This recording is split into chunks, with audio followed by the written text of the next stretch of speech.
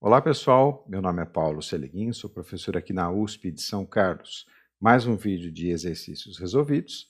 Ainda estou na primeira lei da termodinâmica, um dos primeiros tópicos aqui do nosso curso de termodinâmica e aplicações.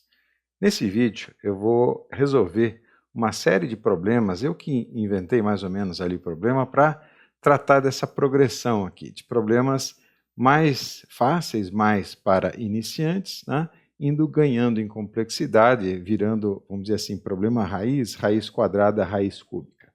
E eu estou fazendo isso por uma questão que é o seguinte: normalmente, nos livros didáticos, e o livro mesmo que eu adoto, né, os problemas são muito simples e distantes dos reais problemas de engenharia que a gente encontra. Então eu estou usando essa imagem aqui no tela e as raízes ao quadrado, ao cubo, mais ou menos para mostrar para vocês e para tratar, né, da questão conceitual.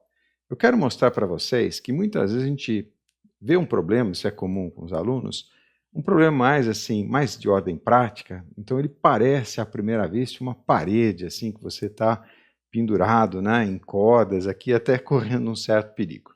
Mas eu vou ver e vou mostrar para vocês que, dependendo de como a gente encara, e principalmente essa questão do conceito, né? Quando a gente tem uma visão conceitual do objeto, né? No caso o problema de engenharia, na verdade, mudando a perspectiva, o problema, né, que parece ser um problema enraizado, um problema de raiz, né, ele acaba virando até um problema Nutella. Vamos usar essa imagem aqui.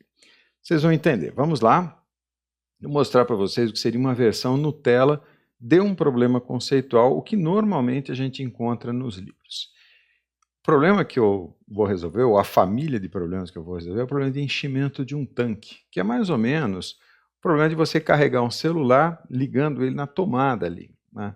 Então, imagina que você tem um tanque, estou colocando aqui 10 metros cúbicos de nitrogênio a um bar 25 graus, você conecta esse tanque numa linha de suprimento de nitrogênio, eu coloquei aqui um volume infinito, significando que quando você abrir o registro ali, não tem como, quer dizer, ele tem condição de fornecer uma quantidade infinita de nitrogênio, de tal maneira que as condições de entrada aqui nunca mudam. Essa pressão aqui vai continuar 10 bar e essa temperatura aqui vai continuar a 25 graus. E o tanque, então, vai se encher, né?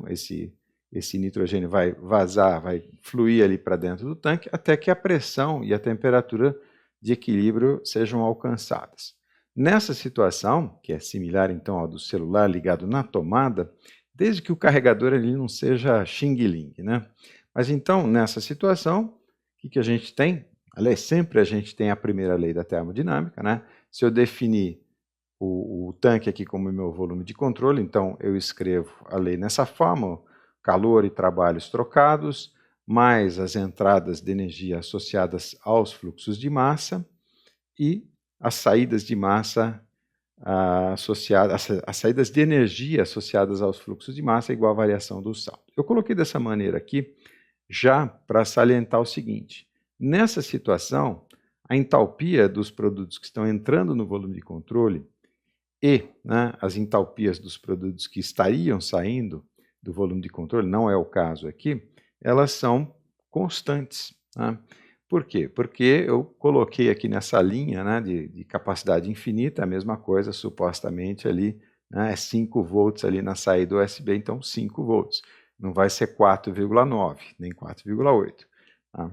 Então, nessa condição, quando a entalpia é constante, eu posso, como a gente diz aqui na região, tirar para fora da integral, né, e integrar só a vazão mássica, resultando, portanto, na massa total que fluiu naquelas entradas e saídas. No caso aqui só tem uma, obviamente, né? Então integrando isso e desprezando ali calores e trabalhos trocados, não é o caso aqui. Então esse termo aqui vira um ΔM, que vazou para dentro do tanque, né? Vezes a entalpia do vapor. Esse aqui é o ponto-chave. Essa entalpia do vapor, na verdade, esse vapor sobrou aqui de um outro exercício, mas é a entalpia do nitrogênio vindo aqui da linha de capacidade infinita. Do lado de lá, o delta, né, é a mesma coisa, então é a massa total, que é a massa inicial no tanque, né, mais o ΔM, vezes a energia final, menos a energia inicial aqui, ali no ΔE. Então, é a massa inicial vezes a energia inicial. E aí, né, o exercício prossegue, eu já resolvi coisas semelhantes ali para vocês, vídeos gravados no canal, e isso é o que eu considero o problema Nutella, né, quer dizer, ter essa linha de capacidade infinita. Uma versão um pouco mais raiz desse problema, que eu quero trabalhar com vocês aqui, seria como carregar, por exemplo, um celular usando uma bateria, um power bank, né? Nesse caso, a analogia seria o seguinte, é como carregar um tanque, contendo aqui, bom, tudo bem, nitrogênio a baixa pressão, usando um outro tanque, né, um nitrogênio a alta pressão. Então você conecta os dois, como ali o celular na bateria, e na medida que você abre o registro ali, o nitrogênio vai fluir da mais alta pressão para a mais baixa pressão, né, e se eu mantiver a válvula aberta, né, como eu estou mostrando aqui, uma pressão de equilíbrio vai se estabelecer, e se eu mantiver aberta por um tempo suficiente, né, a temperatura de equilíbrio também vai se estabelecer.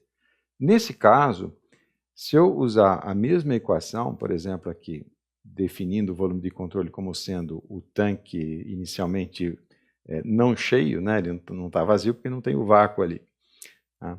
Mas então, a equação é a mesma, porém, nesse caso, a entalpia dos produtos que estão entrando, e essa entalpia aqui, né, é a entalpia do nitrogênio, alaranjado escuro aqui, né, que está vindo da esquerda para a direita.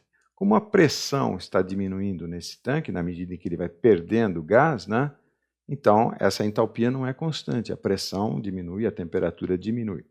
Tá? Então essa entalpia não é constante e todas aquelas simplificações que a gente fez no slide anterior não são mais válidas.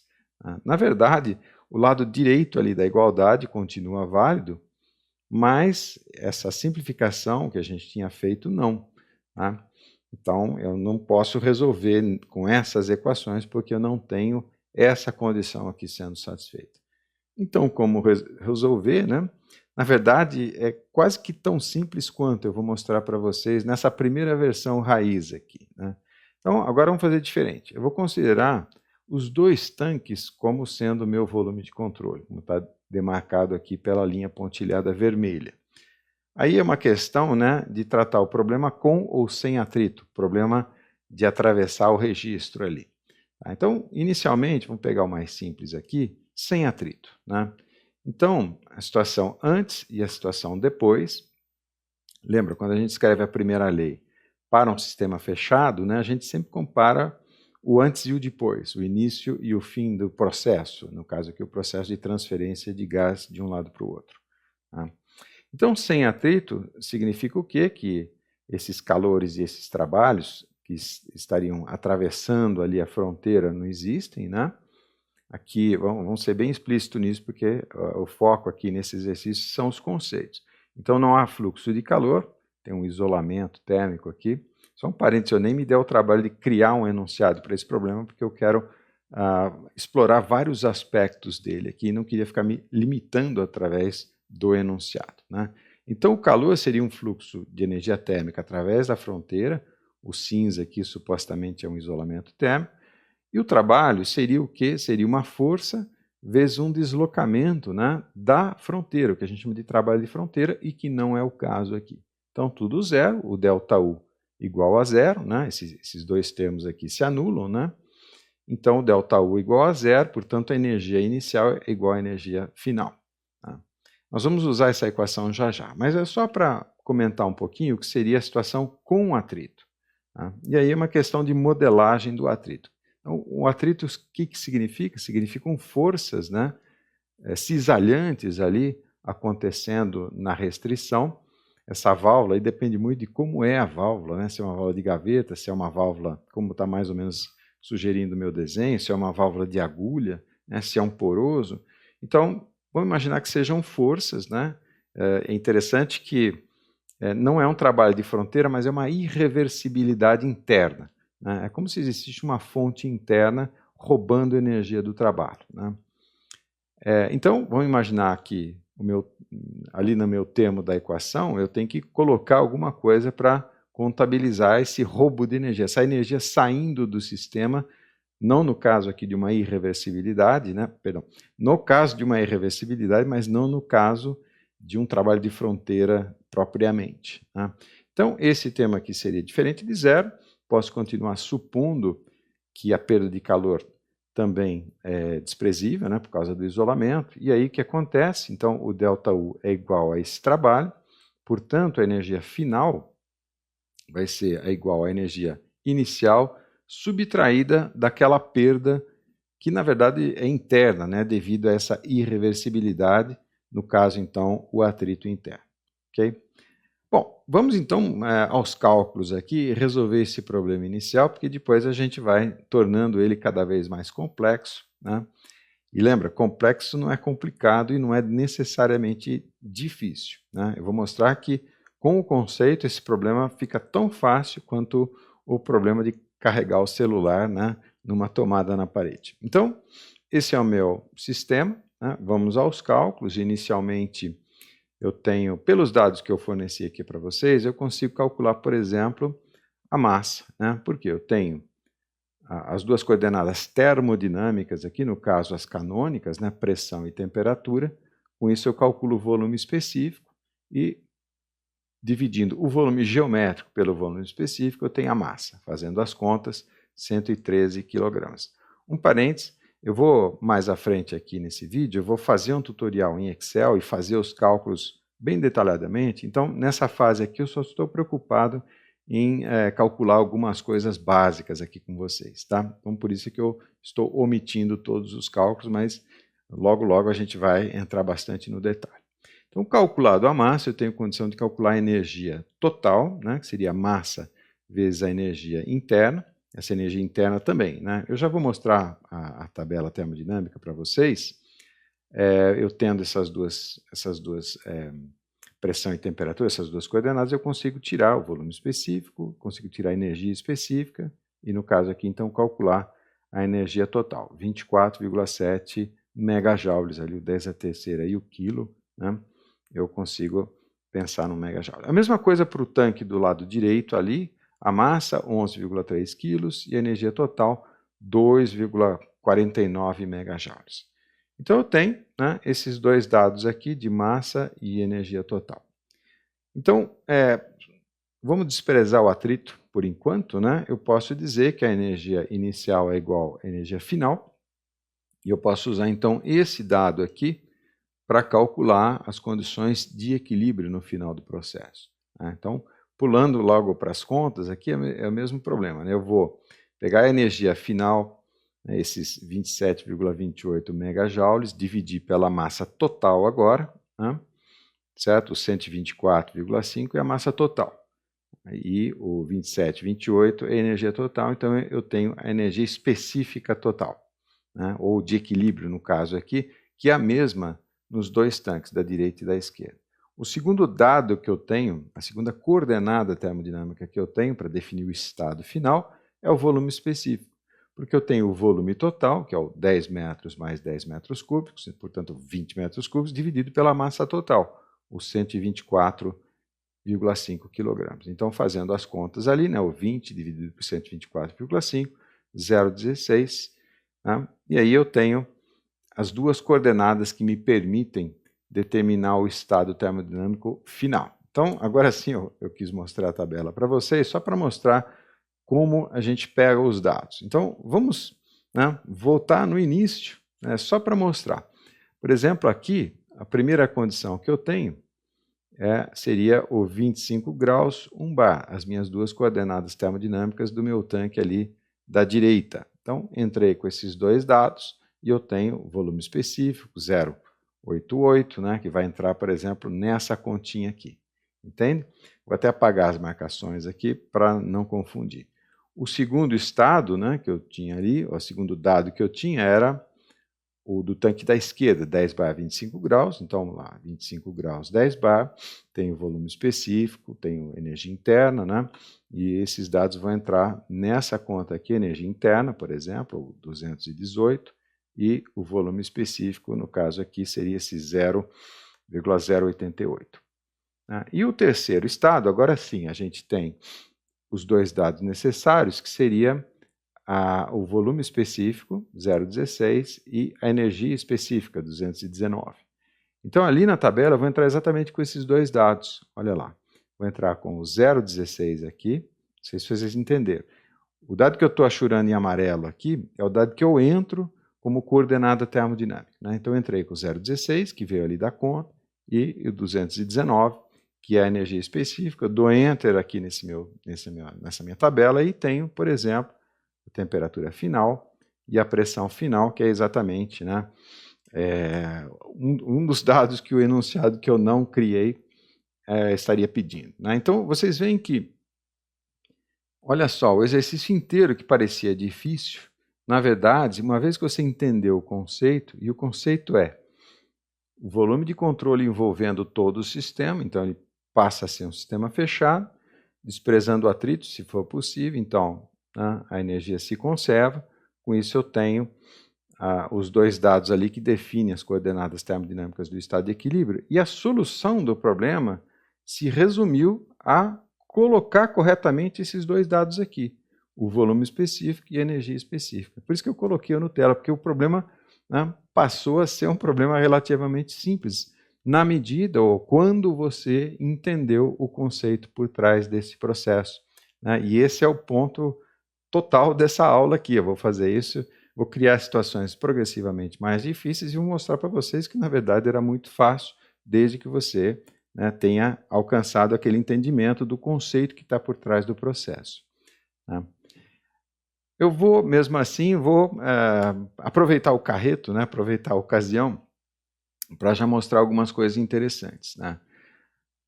Vou até voltar um slide, né? Então, a gente calculou o estado final, né? No caso aqui, então, pressões, temperaturas, mas também entalpia específica, entropia, né? E outros dados que eu poderia mostrar para vocês. Vamos fazer aqui uma análise entrópica, isso já em preparação, né? Aproveitando o frete, para as nossas aulas de entropia e depois segunda lei da termodinâmica, né? Então, olha que interessante. Eu tenho ali o dado de entropia, né, para todos os estados. Vamos até achurar aqui o ponto, né, o 6,8, correspondente ao tanque vazio, entre aspas, né, 6,14, que é o tanque cheio, com nitrogênio a 10 bar, e 6,32, que é a entropia depois ali do estado de equilíbrio. Então, fazendo as contas, vamos ver se há conservação de entropia, ou seja, vou fazer uma continha aqui, que é a entropia do tanque da esquerda, é o 113,2, tá vendo? 103,2 é a massa, tá? Isso vem do slide anterior, vezes o 6,149, 6,149 aqui embaixo, tenho aqui 696 kJ por Kelvin, tá? Mesma coisa ali para o tanque da direita, 11,3 é a massa, vem do slide anterior, vezes 6,8, 6,8 é a entropia inicial, dá uma entropia total de 77,3, né? No caso ali do tanque da direita, e aí a total, né? Direita mais esquerda, 773. A mesma coisa ali para a situação de equilíbrio, 124 é a massa total, 6,3 é a entropia do estado de equilíbrio, dá um total de 787. Eu estou omitindo, né, os termos depois da vírgula ali para ir mais rápido. Fazendo o delta, eu tenho um delta positivo, né, de 14,3. Isso é muito interessante, porque não houve conservação de entropia, e exatamente essa é uma das consequências da segunda lei, né? A entropia de qualquer processo que contém alguma irreversibilidade interna, tá? Não se conserva, né? Mas, professor, eu falou que não tinha atrito, né? Uma pergunta, se eu estivesse em sala, talvez ocorreria. Então, onde é que está a irreversibilidade nesse processo, já que eu vi, né, que a entropia não se conservou, tá? Então, é uma das possibilidades, né, quer dizer, a gente diz irreversibilidades internas. Então, são vários processos, atrito é um deles, efeito Joule, por exemplo, é outro, e o que está acontecendo aqui é um problema de expansão, né, não resistida. No caso, ela é parcialmente não resistida, porque não tem vácuo nesse tanque aqui, né? Mas outros processos, como mistura de substâncias, né, ondas de choque supersônico, por exemplo, todos esses processos, se acontecerem, eles geram a entropia e, portanto, né, a entropia não se conserva. A mesma coisa, então, consequentemente, acontece em outras variáveis. Eu deixo aqui como sugestão vocês eventualmente fazerem a conta ali para ver se a entalpia não está ou está sendo conservada. Vamos agora tentar pensar no processo, tentar intuir alguma coisa no durante, né? Porque nos slides anteriores a gente viu o início e o fim e entendemos muito, né, o que aconteceu durante o processo de enchimento do tanque.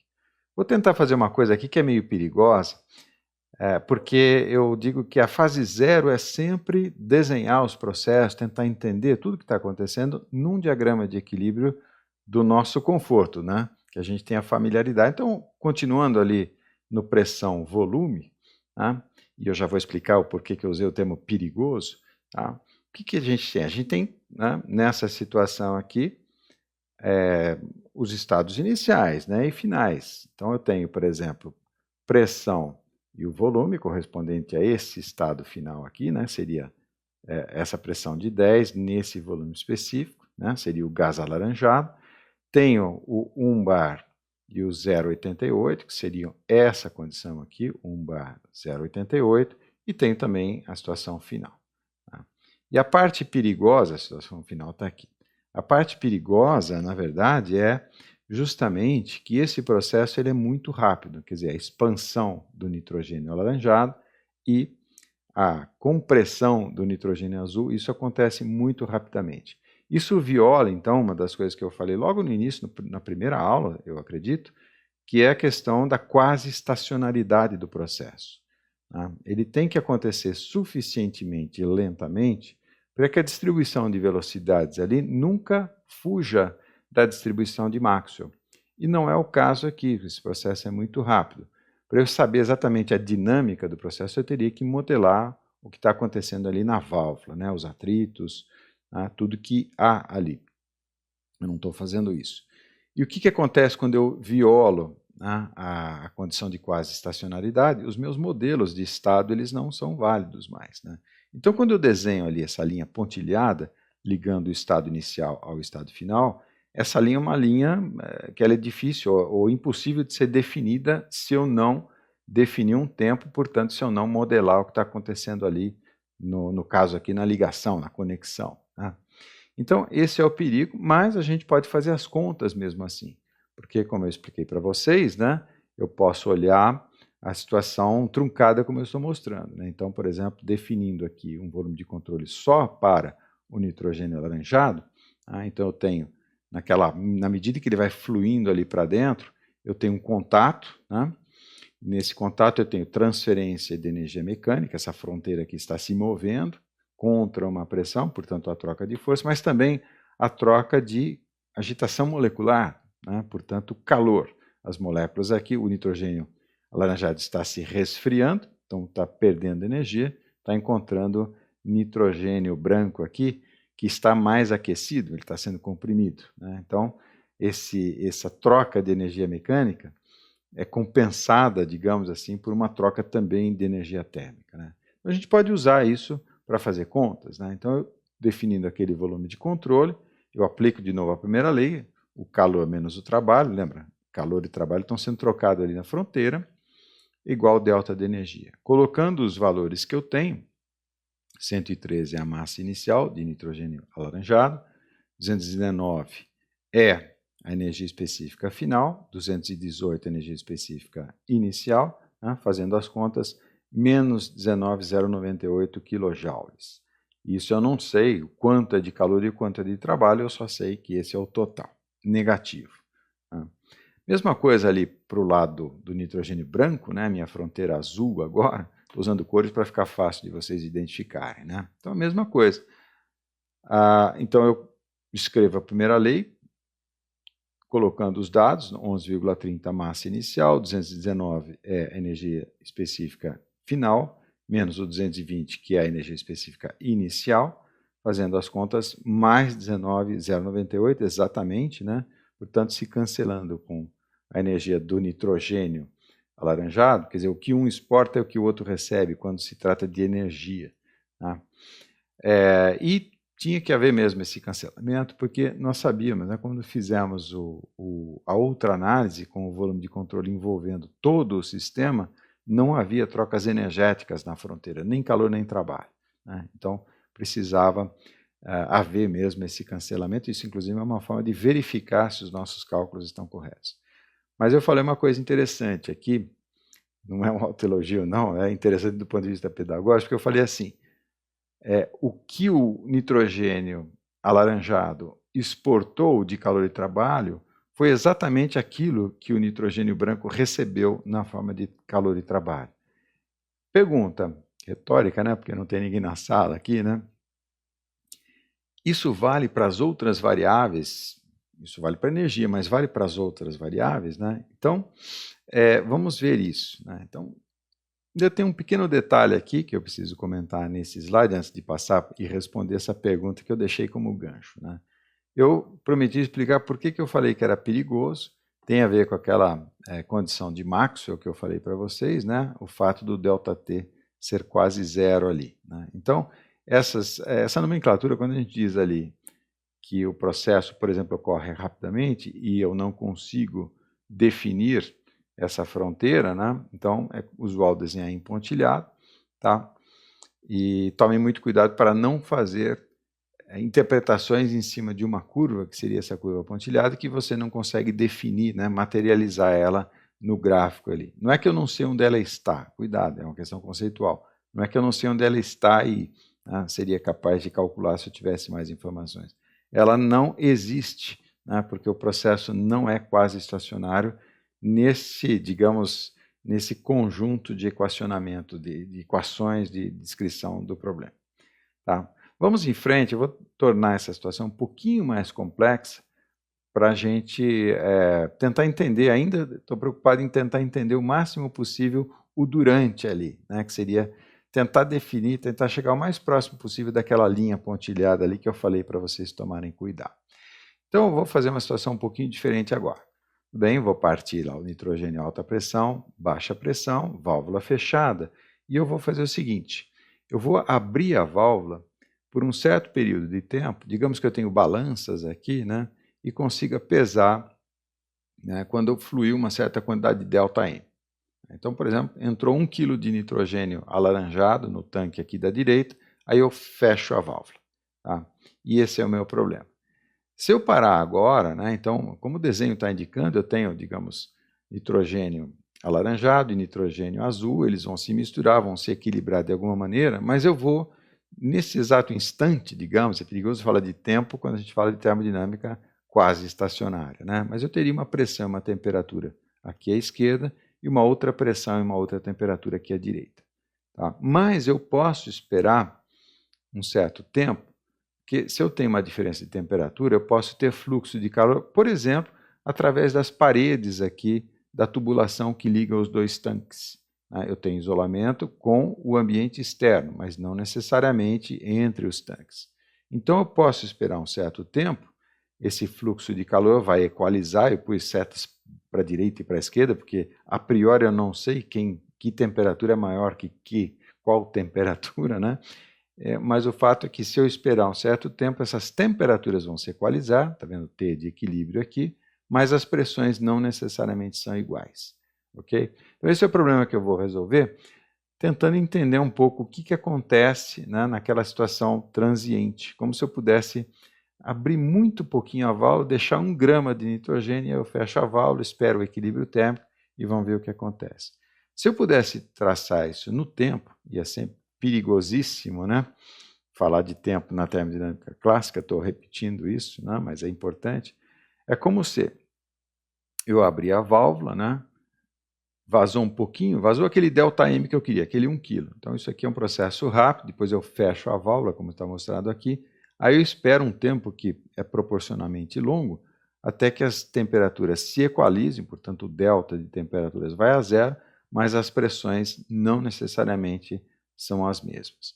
Nesse caso, o que eu não tenho é a situação final do equilíbrio que eu tinha anteriormente, que seria essa situação que eu mostrei aqui, por isso que eu apaguei o potinho de Nutella ali, né?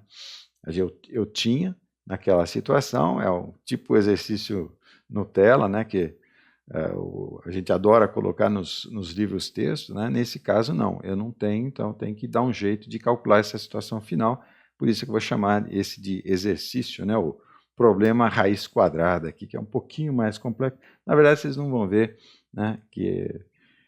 Vocês vão ver, né? Não é tão mais complexo assim. Mas vamos lá, eu tenho então condição de fazer vários cálculos aqui. A situação inicial, a energia inicial do problema eu já tinha, né, dos outros slides, mas eu coloquei a equação aqui, então a massa inicial vezes a energia específica inicial, né, tanto do lado do tanque esquerdo quanto do tanque direito. Então esse valor numérico de U eu tenho, porque eu tenho a massa e tenho as condições de pressão e temperatura nos dois tanques. Na situação final, eu desconheço a temperatura de equilíbrio, desconheço a pressão de equilíbrio, ou as pressões de equilíbrio, conheço o ΔM, porque isso eu que arbitrei, né? É aquele quilo de nitrogênio que eu deixei fluir de um tanque para o outro. Então, eu tenho nessa situação aqui agora equações, né, para o volume específico nos dois tanques, né? No caso da esquerda é o volume geométrico dividido pela massa, a massa é M menos o ΔM, né? Esses dois valores eu tenho, né? Tenho o volume geométrico, porque esse não muda, então eu tenho o volume específico aqui, que depende dessas duas variáveis que eu desconheço. A mesma coisa para o tanque da direita, né? Eu conheço o volume geométrico, conheço a massa inicial, conheço o ΔM, portanto tenho o volume específico aqui, o valor numérico, mas não tenho a pressão e não tenho a temperatura. Então as três equações que governam o meu problema são as seguintes. Dado o ΔM, eu estou arbitrando isso, né? Uma equação, na verdade é balanço de massa, essa equação é exatamente essa equação aqui reformulada, tá? Uma outra equação de balanço de massa, essa F2 é essa equação aqui da direita, e uma, aqui pulou para o F4, isso aqui é engano meu, né? Um F3, né? É a equação de conservação de energia. Esse valor numérico do U aqui eu tenho, né? Que vem aqui da situação inicial, vezes, né, tem que ser igual à energia na situação final, que é a massa, M menos ΔM, vezes a energia específica, calculada nessa condição aqui, menos a massa do tanque da direita, vezes a energia específica, calculada na mesma condição. Ok? F1, F2 e o F3 aqui, né, porque eu vou usar um método numérico para resolver essas equações, e esse método que eu vou usar, né, essas três equações, três incógnitas, esse método é o método de Newton-Raphson aqui, então já estou formatando as equações do jeitinho que o Newton-Raphson precisa. Em sala de aula, eu trabalhei com vocês, né, expliquei, tem alguns vídeos, o Newton-Raphson, uma equação, uma incógnita.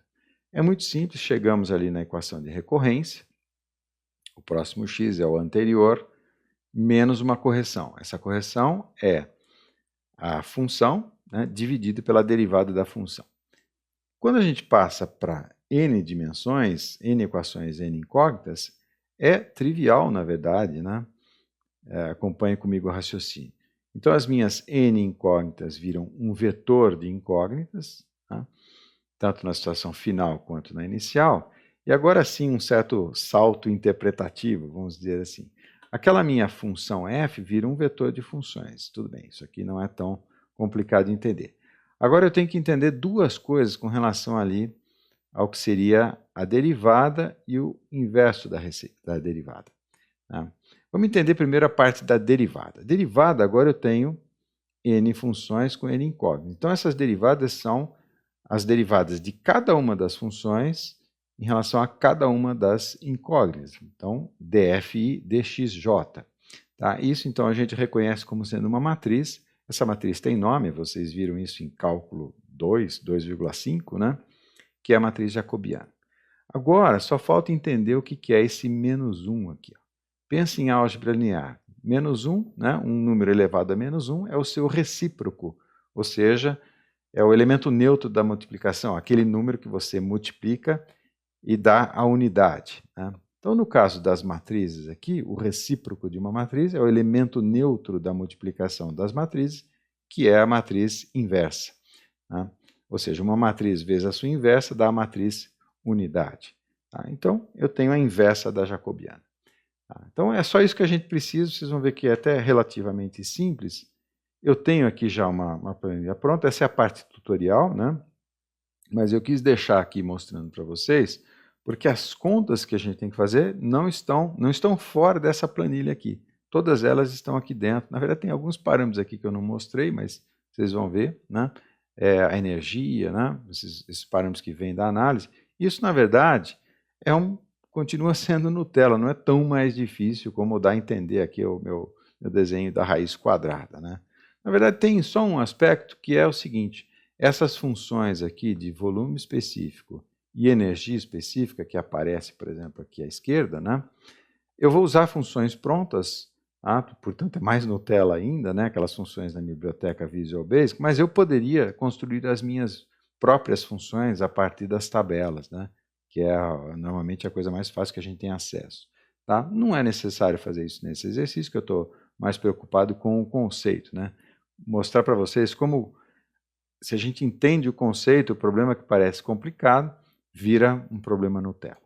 Eu vou desligar minha câmera para a gente poder fazer o tutorial e depois a gente volta para encerrar aqui esse último exercício. Eu já estou aqui com uma planilha pronta, debugada, funcionando e até com uma macro gravado, já vou mostrar para vocês. Eu queria, antes de apagar tudo e começar do zero, eu queria só mostrar a estrutura da planilha. Eu tenho já as fórmulas aqui, né? Então eu vou puxar aqui a fórmula de Newton-Raphson e o que a gente vai fazer é o seguinte: a gente vai começar com um chute inicial. Como vocês viram aqui, os valores já estão convergidos, né? Então eu vou começar com um chute inicial. Digamos que a temperatura de equilíbrio seja 25 graus, a pressão de equilíbrio do lado esquerdo, vamos supor que seja 5 bar, e a pressão de equilíbrio do lado direito, digamos que seja 1 bar, para um ΔM de 2 quilos, por exemplo. Né? Então, como é que funciona aqui? Nessas células que eu já deixei pintadas ali de azul, é o meu chute inicial. Então, a setinha indica a sequência de cálculo. Em seguida, o que eu faço? Eu calculo as funções do método de Newton-Raphson, e as funções estão aqui. Vamos deixar junto aqui, né, para a gente poder se referenciar. Então, chute inicial, cálculo das funções, repara ali, eu vou programar as fórmulas. Eu vou fazer com vocês, mas eu já trouxe pronto para explicar a estrutura. Então, as fórmulas aqui. Na sequência, a matriz jacobiana, que é a derivada de todas as funções em relação a todas as variáveis, e para isso a gente vai usar aquela técnica de diferenças finitas. Então, chute inicial, vetor de funções, matriz jacobiana, aqui embaixo a inversa da jacobiana. Tá? Esse menos 1 aqui é a inversa, eu vou usar a função matriz inverso do Excel. Na sequência, o vetor de correções, que seria a inversa da jacobiana vezes o vetor de função. Então, aqui, né, eu vou pegar o vetor de funções, multiplicar pela inversa e vou ter essas correções. E, por fim, seriam os novos valores das variáveis do problema. Então, são os valores antigos, que seria o 25 ali, menos, né, segundo a formulinha aqui, menos essa correção de 0,666 graus. E o processo continua dessa maneira, ok? Então, eu vou apagar tudo, exceto o chute inicial. O chute inicial a gente pode deixar aqui.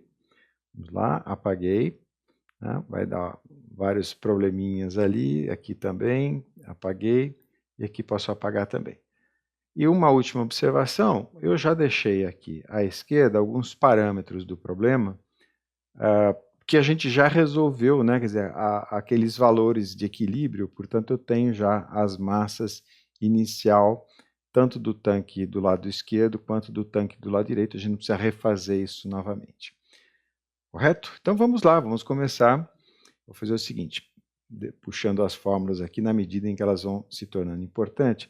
Acho que eu vou apagar essas setinhas também, porque elas atraem muito a atenção, né, e você pode ficar prestando atenção naquilo que não é importante. Vamos lá, então vamos primeiro programar a F1, e a F1 está aqui. Né? Então acompanhe comigo, igual o volume total do lado esquerdo, né? Então está nessa célula aqui, ok? Menos, abre parênteses, a massa no tanque esquerdo, menos o ΔM. ΔM arbitrado são os 2 quilos. Fecha o parênteses. Vezes, agora é a parte que eu falei nos slides ali, a parte Nutella. Eu vou usar uma função embutida do Visual Basic, né, do RefProp, mas eu posso construir a minha função de cálculo do volume específico. A gente vai fazer isso num outro vídeo. Então vamos lá, volume, repara que ele já conhece, né, já é uma função da biblioteca do RefProp. E a sintaxe é a seguinte, primeiro argumento, o fluido. O fluido eu estou deixando aqui, nitrogênio, né, nessa célula, porque eu poderia eventualmente trocar o gás ali. Então, o primeiro é o fluido. O segundo argumento são as coordenadas que eu vou dar, a GPS termodinâmicas, aqui, então pressão, temperatura, esse aqui é o string.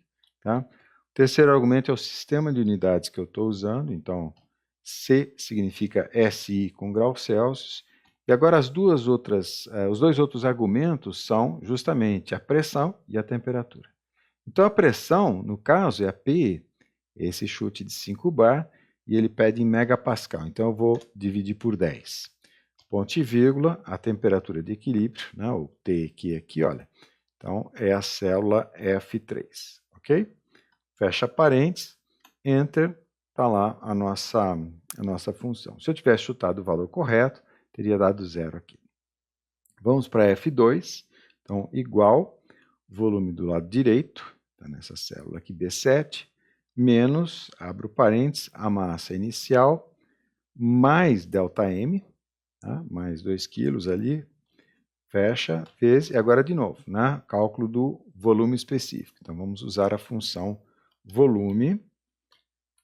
Primeiro argumento é o fluido, segundo, a forma de dar as coordenadas termodinâmicas, o sistema de unidades, agora a pressão e a temperatura. A pressão, 1 bar aqui dividido por 10 para passar para megapascal, a temperatura de equilíbrio 25 graus. Enter, vamos lá, vamos em frente aqui. E a terceira é a maiorzinha de todas, né? Então vamos lá, essa terceira equação aqui. Então, igual, o U é a energia total, ela está aqui embaixo, menos, esse primeiro termo aqui é a energia armazenada no tanque do lado esquerdo. Então, é a massa inicial ME, menos o ΔM arbitrado, que multiplica agora a energia interna, né? Então, de novo, vou usar a função embutida. Então, é energy, abro parênteses, nitrogênio, ponto e vírgula, pressão, temperatura, ponto e vírgula, SI com graus Celsius, a pressão, é o 5 bar dividido por 10 para megapascal, ponto e vírgula, temperatura de equilíbrio 25 graus. Fecha parênteses. Vou até dar um Enter, né, para não me atrapalhar aqui, e continuo editando a fórmula ali. Faltou subtrair a energia interna do lado direito aqui. Então, vamos lá. Menos, abro parênteses, a massa inicial, 11,3 kg, mais o ΔM, fecha parênteses, multiplica energia específica agora. Então, do nitrogênio, ponto e vírgula, vou fornecer pressão e temperatura, ponto e vírgula, no SI com graus Celsius, a pressão, então, é o 1 bar sobre 10, para passar para megapascal, ponto e vírgula, o 25 graus. Pronto. Espero não ter errado até aqui, porque essa é a parte mais, digamos assim, fácil de errar, porque é justamente na hora de programar a formulinha. Então, o que eu vou fazer agora, eu vou até deixar de lado esse formulário aqui, eu vou, olhando aqui o método, né, vou calcular a matriz jacobiana. Para isso, então, eu até fiz aqui um gabarito, facilita, vou puxar aqueles Fs ali, porque aqui eu tenho as variáveis na sequência, T, Q, P e PD, né, nessa sequência aqui, e aqui F1, F2, F3. Então, numa determinada célula, aqui onde eu estou, por exemplo, eu sei que aqui, nessa célula, vai a derivada da F2 em relação à temperatura, tá? E assim sucessivamente. Ok? Então, e eu vou fazer isso, vou deixar essas duas fórmulas aqui. E eu vou fazer as derivadas, eu posso fazer alguma coisa eu poderia fazer na mão? Não, na verdade está tudo implícito nas funções do próprio Visual Basic. Então, eu não tenho muita escolha aqui, a não ser realmente fazer de forma numérica, usando as diferenças finitas. Então, o esquema meu é esse daqui. Tá? Vamos aqui, ó, vamos derivar eu vou precisar, assim, para fazer algumas perguntas para vocês. Então, vou deixar essa fórmula aqui. Me perdoem aqui a bagunça, né?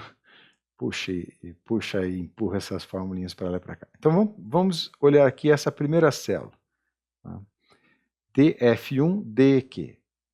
F1 depende de t, que depende implicitamente, é argumento da função volume específico, correto? Então, vamos lá. Eu vou... e faltou eu falar uma coisinha aqui, que é o seguinte, eu já deixei ali o meu epsilon, o epsilon aqui da fórmula de diferença finita, eu já deixei pronto aqui, é 0,0001, e eu renomeei a célula aqui em cima, tá, para ficar fácil a referência. Então, eu gosto de fazer o seguinte, de uma forma assim meio mecânica, porque aí é menos chance de errar. Então, acompanhe comigo. Eu vou primeiro copiar a fórmula. Então, selecionei a fórmula da função f, Ctrl C, escape aqui, e agora eu vou digitar uma espécie de gabarito. Igual, vou abrir e fechar um parênteses, abre e fecha sobre epsilon. Vou até fazer o seguinte, para vocês identificarem mais facilmente. Eu vou colocar uns espaços aqui entre os dois parênteses. No segundo parênteses aqui, vai a f de x. A f de x é a fórmula que eu copiei, então Ctrl V. No primeiro parênteses, aqui nessa posição, vai o f de x mais epsilon. Então, eu vou lá, vou copiar, né? Ctrl V, e agora é o ponto importante que eu não posso errar. A t, eu estou derivando em relação a t e q. A t e q está em que célula? Na célula F3. Então, eu vou, né, daqui para, da posição do mouse para a esquerda, eu vou procurar onde tem a célula F3, né, e vou dar um incremento. Na verdade, eu sei, olhando a fórmula aqui, eu sei que só tem uma posição. Né? Então, é o F3. As cores aqui até facilitam bastante a gente identificar. Mais epsilon. Eu não precisaria, nesse caso, pôr o parênteses, mas eu tenho por método, né, para não errar, porque às vezes está dividido. Então, eu, né, abro e fecho parênteses e incremento a variável. Então, novamente, se eu não errei, Enter e está lá OK. As outras são até mais simples de serem feitas. Então, vamos lá, igual, abre, fecha, menos abre, fecha sobre epsilon. Olha como eu faço mecanicamente, né? Ctrl V, Ctrl V de novo, e agora estou derivando em relação a PE. PE está na célula F4. Então, onde eu tiver F4, né, vou dando seta com o cursor, olha lá, achei um F4, vou abrir parênteses, mais epsilon, fecha parênteses, não tem mais nenhum F4, Enter e OK. E a derivada em relação a PD, eu nem preciso fazer muito esforço, porque não depende, então, zero. Fizemos a primeira linha. Estou fazendo até meio devagar, mas para vocês acompanhar. Então, a segunda linha é a mesma coisa, podemos ir um pouquinho mais rápido dessa vez. Ctrl C, tá? Então, vamos lá, o gabarito, igual, abre, fecha, menos abre, fecha, sobre epsilon. No segundo, vai o valor da função sem o incremento. No primeiro parênteses, o valor da função com o incremento. Agora é só olhar, né? Estou derivando em relação a t e q. T e q é a célula F3. Então, onde tem F3, mais epsilon. Mais epsilon. Fecha parênteses, Enter. Ótimo. Derivada em relação a PE é zero, né? Repara, a F2 não depende de PE, então já posso digitar zero. Agora a última derivada dessa linha, igual, abre, fecha, menos abre, fecha sobre epsilon. Eu não consigo fazer isso sem falar, sem recitar esse mantra aqui, porque assim eu não erro. Né? No primeiro parênteses, então, a função que a gente vai incrementar, né, em PD. PD está na célula F5, então eu vou dando seta ali com o mouse, né, com o cursor, onde eu tiver F5, opa, passei, abre parênteses, mais epsilon, fecha parênteses. Enter, e está, imagina OK, né? Só faltou a última agora, né? Então, mesma coisa. Ctrl C, Vamos lá, igual, abre, abre, fecha, menos abre, fecha, fecha, sobre epsilon. No segundo parênteses, a função sem incremento na variável, agora com incremento na variável. Então vamos lá, eu estou incrementando em TQ. TQ está na célula F3. E só olhando aqui na fórmula, eu sei que tem duas posições, né? Na energia total ali do vaso de pressão da esquerda e do vaso de pressão da direita. Então, F3, né, já achei uma ali, vamos lá, F3 mais epsilon, fecha, e o outro F3, como eu disse, as cores até facilitam bem, né, com esse fundo escuro aqui fica fácil de identificar. Enter. Então, vamos à segunda linha, menos abre, fecha, fecha, sobre epsilon, o valor da função, sem incremento, da função com incremento. PE, agora só depende, olhando aqui na fórmula, né, só tem numa posição. E PE está na célula F4. Então é só procurar o F4 aqui, já vi ali, né, e incrementar mais epsilon. Fecha parênteses, ótimo. E a última, igual, vamos lá, abre, abre, fecha, menos abre, fecha, fecha, sobre epsilon. Ctrl V, a função sem incremento na variável, Ctrl V no primeiro, e o incremento a gente vai dar em PD. PD está na F5, então a F5 eu já identifiquei nessa posição e eu sei que ele só aparece em uma posição. Epsilon, Enter. Ok, então, teoricamente a gente fez aqui o mais difícil, né, que é programar essas fórmulas todas sem errar. Eu só vou fazer uma outra coisinha aqui, só para acompanhar o andamento da iteração, que é o erro. Então aqui eu vou colocar, porque lembra, quando eu chuto ou quando eu alcanço a resposta correta, as funções vão a zero. Né? Por que vai a zero? Porque o volume, né, o volume específico vezes a massa é igual ao volume específico real, os 10 metros cúbicos ali. Então eu vou pegar o valor absoluto, igual ao valor absoluto da própria f como erro. Tá? Vou fazer isso nas outras, né? Ele já está somando, mas então eu seleciono aqui e somo. E eu vou controlar essa célula aqui durante a iteração e ela tem que convergir para zero. Na sequência, o que a gente vai fazer é a inversa da matriz jacobiana. Vou usar a função pronta, né? Matriz inverso. Essa sim é do próprio Excel. Seleciono a matriz, fecho parênteses ali, dou Enter, e ele já extrai todos os outros elementos ali da matriz inverso. Na sequência, né, vou puxar aqui o MED Newton-Raphson, fiz aqui a matriz inversa, vou multiplicar pelo vetor de funções e vai gerar para mim aquelas correções, né, o delta TIQ, delta P e delta PD. Então, vou usar a função matriz.multi. Abro parênteses, a primeira é a inversa da jacobiana, ponto e vírgula, o vetor de funções que seria a segunda matriz, Enter, e ele já extraiu para mim, né, os demais elementos do resultado. Agora só está faltando a gente implementar aqui, pegar o x anterior e subtrair das correções. Então o x anterior, né, seria esse 25 graus aqui, menos a sua correção. Enter.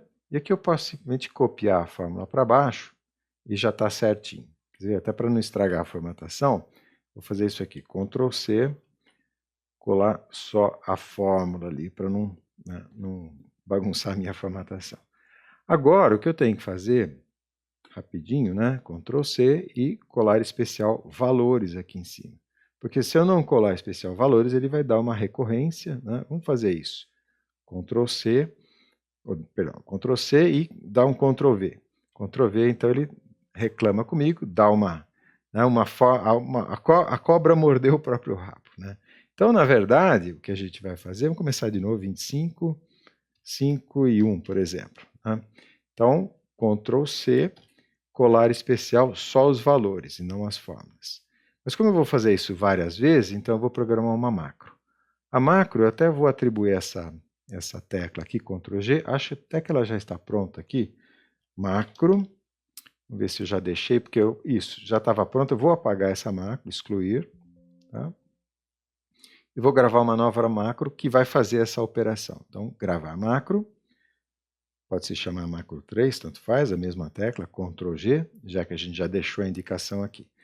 Agora ele ligou o gravador de macro e apareceu esse botãozinho. Então tudo que eu fizer vai estar sendo gravado até que eu aperte o pause aqui, ou né, parar uma macro. Então a sequência de comandos é o seguinte: seleciono aqui, Ctrl C, colar especial valores, e eu gosto de vir aqui dar um escape. Aí parei a macro. Se eu quiser ver essa macro, é só ir para o interpretador de Visual Basic, o atalho de tecla aqui é Alt F11, né? Vou mostrar aqui para vocês. Ele está num desses módulos aqui, provavelmente aqui no 3. Então, tá vendo? Todos os comandos que eu dei ficaram gravados ali. Seleciona de F7 até F9, etc. Tá? Então vamos lá, é só digitar Ctrl G, então Ctrl G, ele vai iterando, e aí o que a gente tem que fazer é controlar essa célula aqui que é o erro, para visualizar a convergência, né? Então Ctrl G, tá vendo? Já foi para 0. Então, a construção, né, da solução aqui está feita, é simples assim, e agora o que a gente faz para diferentes ΔM de massa arbitrado, né, eu vou e registro ali as temperaturas, ou a temperatura de equilíbrio, e as duas pressões de equilíbrio. Né? Então, por exemplo, para 2, deu esses valores aí, mas, por exemplo, para 10, né, vamos ver se dá certo, Ctrl G, convergiu rápido, para 20, né, Ctrl G, convergiu rápido. Eu queria fazer não convergir, de repente, às vezes um chute inicial muito fora, ele não converge, mas aí a gente tenta, né, olhando ali as equações, aproximar mais o chute inicial. Vocês viram então, né, que é bastante simples. Eu gerei, né, a partir daquela planilha, eu não mostrei isso para o vídeo ficar um pouquinho mais rápido, né, mas é meio óbvio, né? Para vários ΔMs ali que eu vou até voltar um slide, que eu fui colocando ali, 10, 20, 30, né, vários ΔMs que eu fui colocando, fui resolvendo e fui plotando ali a temperatura de equilíbrio e as pressões de equilíbrio. E aí aconteceu uma coisa muito interessante, que eu queria aproveitar para mostrar para vocês. Repara que a partir dos 50 e alguma coisa, que era justamente o ΔM correspondente à situação em que eu abro a válvula ali em cima e deixo, né, tudo ficar igual, aquele primeiro exercício que a gente resolveu, quando eu passei daquele valor, né, a pressão do tanque alaranjado começou a ficar menor que a pressão do tanque azul, nesse caso aqui, né? E, mesmo assim, a massa continuou fluindo, né, do tanque de baixa pressão para o tanque a alta pressão. Tá? Então, matematicamente isso é possível, mas fisicamente eu sei que isso é impossível. Né? Uma das coisas que também começou a acontecer, a temperatura, então, a partir daquele ponto, voltou a aumentar. Tá? O que está acontecendo? O que faltou, né, nesse meu equacionamento? Vou até voltar alguns slides ali. Faltou, na verdade, nessas equações, porque são duas equações de massa e uma de conservação de energia. Faltou uma equação de conservação da quantidade de movimento, porque essa equação é que garante que o fluxo vai sempre se dar do, né, fluido a mais alta pressão para o fluido a mais baixa pressão. Como faltou essa equação, tudo bem, eu imponho um ΔM, né, não existe aquela restrição, então é um problema matematicamente possível, mas fisicamente a gente sabe que é impossível, né, porque viola aquela equação que eu não pus, de qualquer forma, no sistema para ser resolvido. Tá? Então, muito cuidado, porque isso é muito comum, a gente resolver um problema de engenharia e com alguma equação a menos a gente obtém, né, uma solução matematicamente possível, mas viola aí alguma situação que a gente sabe por instinto, né, ou por experiência que é impossível. Feito então, pessoal, qualquer dúvida entre em contato, pode ser por e-mail, pode colocar questão no comentário aqui do vídeo, ou em sala de aula, né, me coloque as questões em sala, ou nos chats ao vivo, tá? Você pode colocar também. Até o próximo vídeo então, pessoal.